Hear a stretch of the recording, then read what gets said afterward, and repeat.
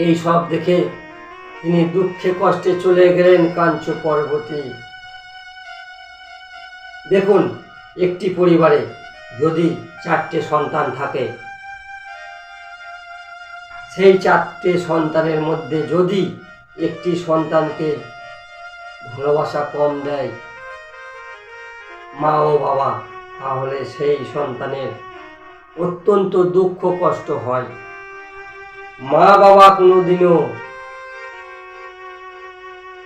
একটি সন্তানকে ভালোবাসতে পারে না, কারণ 4টে সন্তান থাকলে 4জনকে সমানভাবে ভালোবাসে, 2টি থাকলে 2টি সন্তানকে সমানভাবে ভালোবাসে।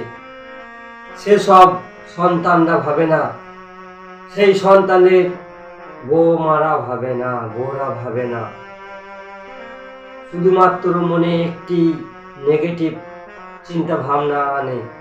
ছোট ছেলেকে বেশি ভালোবাসে, ছোট ছেলের বউকে বেশি ভালোবাসে, এইসব কথা নেগেটিভ শক্তি ভালো করে চিন্তা ভাবনা করে, আর সেই সব কথা স্বামীকে লাগিয়ে ঝগড়া বিবাদ লাগায়।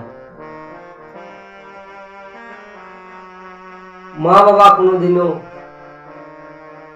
কাউকে কম বেশি ভালোবাসা দেয় না। এখনকার সন্তানদের এই কথাটি মাথায় রাখা দরকার।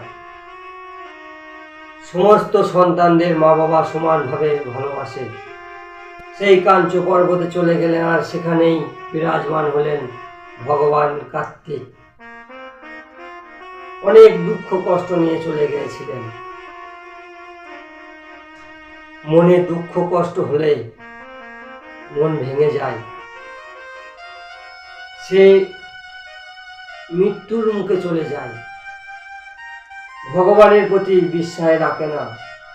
যে ভগবানকে বিশ্বাস করে, ভগবানের প্রতি বিশ্বাস রাখে, ভগবানকে শ্রদ্ধা করে, ভগবান তার অনেক পরীক্ষা নেয়, অনেক কষ্ট দেয়।